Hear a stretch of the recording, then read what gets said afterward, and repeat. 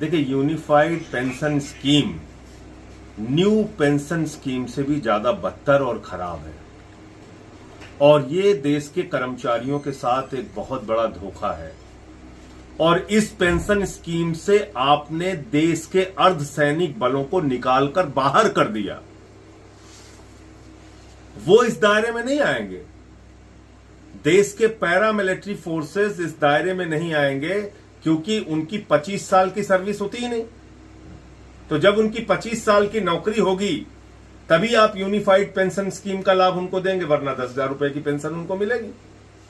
दूसरी बात इसमें क्या है कि जब से आपने अपनी नौकरी शुरू की, मान लीजिए आपने 40 साल नौकरी की, तो हर महीने आपका 10% सैलरी से कटेगा पेंशन के नाम पे, और उसके बाद पूरा पैसा सरकार अपने पास रख लेगी। मान लीजिए 1 लाख की सैलरी है, 40 साल आपने नौकरी की, कभी 2 लाख होगी सैलरी आगे बढ़ के आपकी, कभी 3 लाख होगी।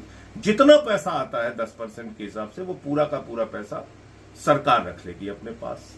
उसके बाद क्या करेंगे, अंतिम के 12 महीने जो हैं उसका एवरेज निकालकर 6 महीने की तनख्वाह आपको कैश में दे देंगे, और फिर ये कह रहे हैं कि एवरेज सैलरी निकाल के आपको आधा पेंशन देंगे। पहले तो आपने एक बहुत बड़ा अमाउंट कर्मचारियों का मार लिया, लाखों रुपए जो अपनी पूरी जिंदगी में उनकी 10% कटौती के नाम पे इकट्ठा होगा।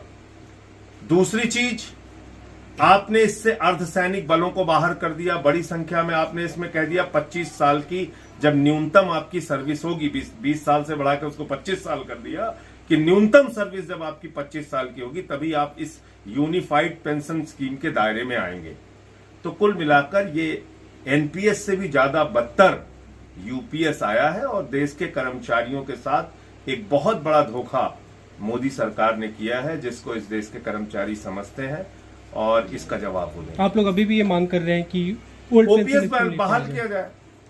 भाई, पुरानी पेंशन स्कीम बहाल करने में आपको क्या समस्या है? आप ओपीएस बहाल कीजिए, और उसमें जो सर्विस का टाइम पीरियड है पेंशन के लिए वो 20 साल है, वो 20 साल रखिए आप। आपने बढ़ा के 25 साल कर दिया, पैरामिलिट्री फोर्सेस तो बाहर हो जाएंगे ना इससे।